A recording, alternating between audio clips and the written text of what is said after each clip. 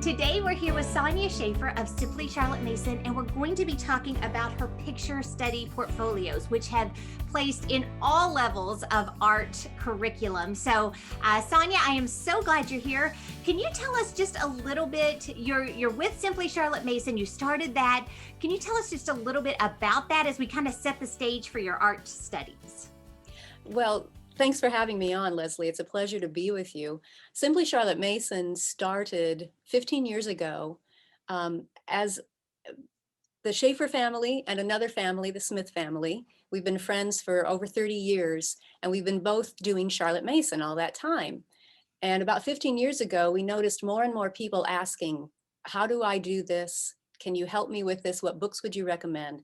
So we got together and started Simply Charlotte Mason. We thought if we put it on the website, then we wouldn't have to remember it in person when people ask, and we could just point them there. And I remember telling Doug, who created the website, Doug Smith, I said, we're only going to need 5 pages. That's all we'll ever need to get all of our information up there.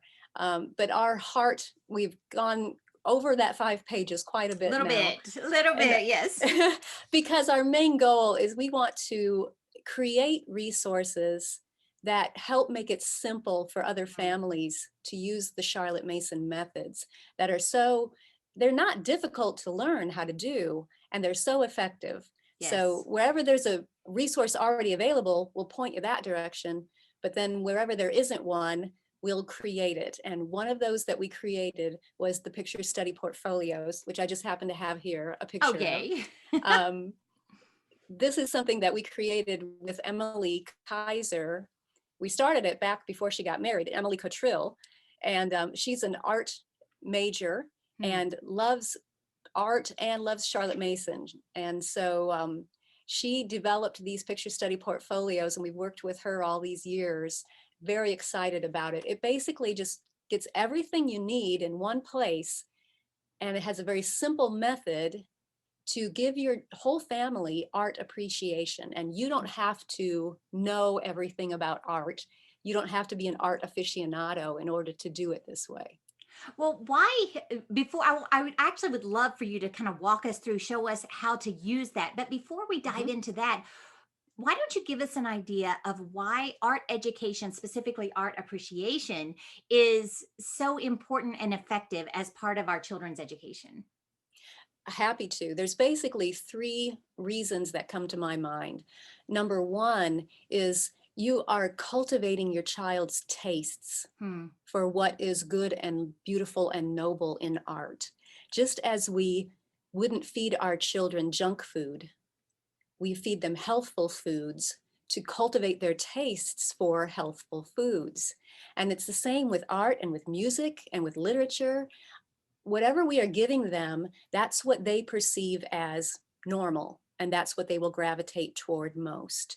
So we are cultivating their tastes by giving them the good stuff. We are also enriching their lives with beauty. You know, there's so much in this world today that is ugly. Yes. And we want to feed their minds and hearts with beautiful ideas and beautiful images that they can pull up out of their imagination when they need to think on something that is good and pure and beautiful.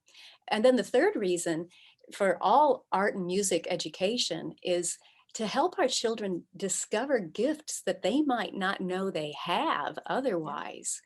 A friend of mine works at a refugee hotspot here near Atlanta.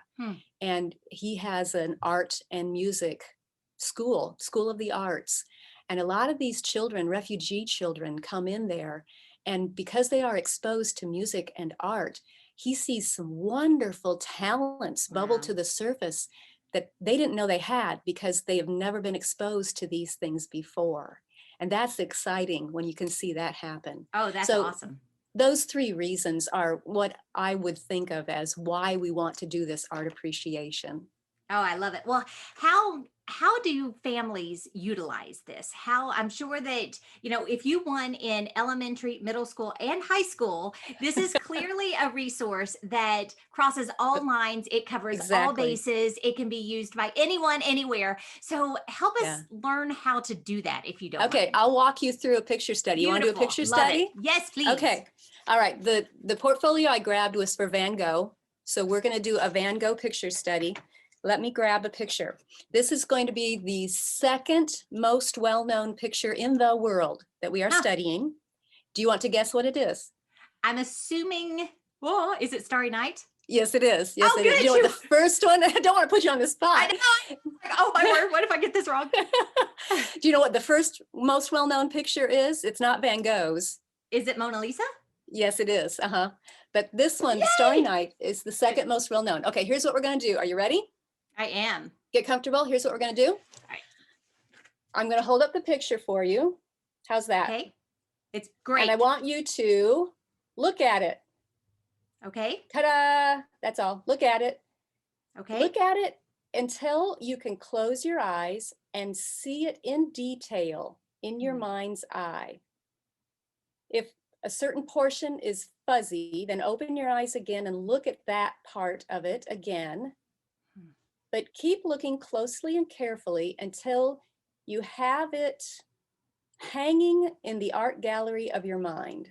And let me know when you're ready. There's no time limit on this. Just take as much time as you want. Okay, I think I'm ready. You got it? Okay. Now I'm going to turn the picture over. Okay. We shall see. Describe the picture to me. Let's start big. Okay. Okay. It's a picture of a starry night. It's a picture of, you see a lot of detail in the heavens. The brush strokes are really cool. You've got a church and an implied town scene at the bottom. There's something in the foreground that's almost like a castle or something that towers. So that would be my first impression of Starry Night. What colors did you see? Blue and yellow and white, and there was a dark, like a black or a dark blue. But the blue was more of a royal, it was a bright, vibrant blue. And so, do you have anything else you want to add? No, I want you to talk me through this. No, you're doing great. You're doing great. So if I were doing this with several children, that would have been one. Good job, Leslie. And now let's turn over here to David. David, what do you want to tell me about the picture? What can you tell me that you noticed? Maybe if it's an older child, I could say, tell me something that Leslie hasn't already said. Yeah. So you could do it that way, but you just want the children to tell the picture, tell you everything they can remember. And you're going to see your kids' personalities in this, because some of them are going to focus on the colors. Some are going to focus on the brush strokes. Some are going to focus on the itty bitty details. Like I have a different picture that I use in a lot of workshops that has a pin cushion. And inevitably somebody in the crowd will tell me how many pins were in the pin cushion. Really? So you'll see your children's personalities come forth. Oh, okay, that's so awesome. after they've described it to you, then we look at it again to clarify or confirm. For example, that towering thing. Yes. It looks like it's a cypress tree, actually, is what it is. Really? Yeah. Huh. Very hard really to tell. Could not tell. Picture. Yeah. Well, because it's dark, you Right. can't always see trees. They look different in the dark than they do in the light, I guess. Now, another interesting thing is in this little town, you noticed, all of the lights are on in the buildings except for one building. Do you notice that? Which building does not have the lights on? Can you see? Does the church not have the lights on? That's correct. Yeah, the church doesn't have the light on. Why do you suppose that is? I didn't know you were going to put me on the spot. I'm not asking for, this isn't guess what the teacher's thinking, okay? This is, why do you suppose Van Gogh painted it that way? I wonder, knowing Van Gogh's struggles, if that was insight into his state of mind. He was, God didn't care. So that was my first thought when That I could looked at be, that. yeah. And another part, now let me finish up this and then I'll come back to that note. Put a pin in Okay. that, okay? Okay. So now we're just going to put this picture on display for the rest of the week. You Okay. only do a picture once a week. Put it on display where your children can look at it throughout the rest of the week and just we want them to form a personal relation. Notice I didn't tell you, please notice the brush strokes and how they circle around, and please notice the use of triangles and the downward slant and blah, blah, blah. No, I'm just showing you the picture, getting out of the way, letting you form your own relation with it. All right, so it's going to go on display for the rest of the week. Then we're going to stick with Van Gogh for 12 weeks, 3 months. So we can really get to know him and the ideas in his artwork. So next week, we're going to do another picture by Van Gogh. Maybe we'll do his sunflowers. We're going to do the same thing, okay? Look, hide and describe it. Look again to clarify or confirm. And then we might discuss some portions of it if we want to, like we did with the church picture, the lights on the church. Then put it on display the rest of the week. By the end of those pictures, your child is going to have a real good feel for Van Gogh's style. Yes. And so are you, I mean, when I started doing picture study, I had heard of Monet. That was it. I didn't know it was pronounced Monet. I didn't know any of these guys. Right. And now I feel like they are old friends of mine, just because over the years, we have done these types of picture studies. So in the portfolio, you'll get 8 pictures that are on really heavy paper. They're going to last you a long time, beautiful colors. And so you can go through those 8. And then you also get a book that has a picture of the artist, so your child can see who Van Gogh was. What did he look like anyway? And then it has a biography of the artist. So sometime during those 12 weeks, you're going to read the biography, and you can do it in short snippets, because here's some math. You ready for math? I am so ready. We got 12 weeks we're doing this. You got 8 pictures. How many weeks you got left to fill? You have 4 weeks to fill. She is on it. She's so good. There. So you might take 2 or 3 weeks to go through the biography in shorter passages. And you're going to read it, and you're going to have the children tell it back to you, what they heard from that portion of the biography. And don't worry, these are all family-friendly biographies. I mean, some of these artists were weirdos. Let's just put it out there. And so the pictures are carefully curated, and the biographies are designed for the whole family.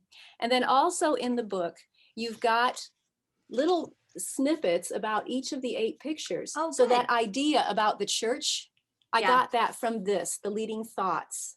It also tells you the size of the original picture, because some of Monet's pictures were, whole walls. Really? Huge. Yeah.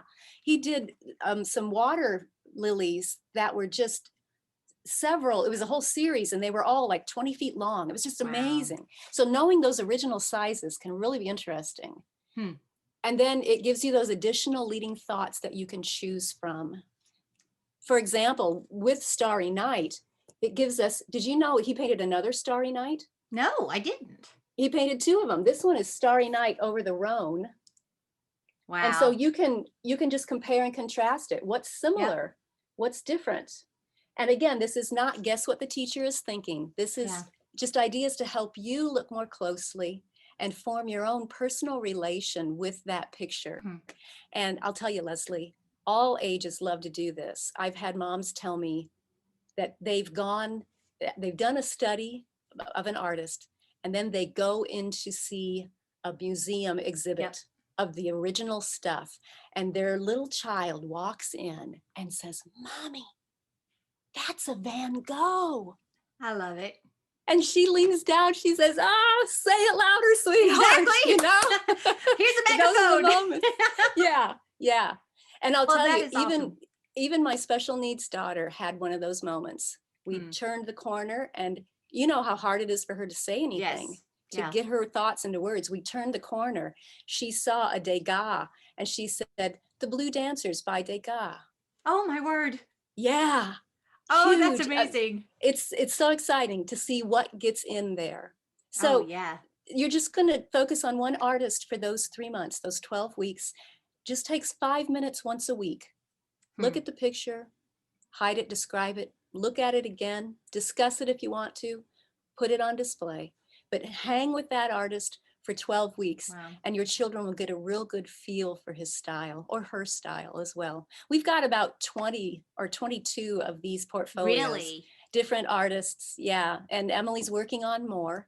Oh, that's So so exciting. Well, I'll yeah. tell you, we're about out of time, but when I was in college, I had 2 semesters of art appreciation, and they were among my very favorite classes of the entire time because you learn so, I mean, you're learning psychology, you're learning, I mean, all of these things as you're kind of looking through the eyes of these authors, but the conversations that I imagine these pictures invoke within families, and again, it's going to span the ages, but the conversations I can imagine come out of just living with these masterpieces would have Yes. to be just phenomenal. So thank you so much for joining us today. Thank you for providing such an awesome resource. That is, and thank you for walking through it with me.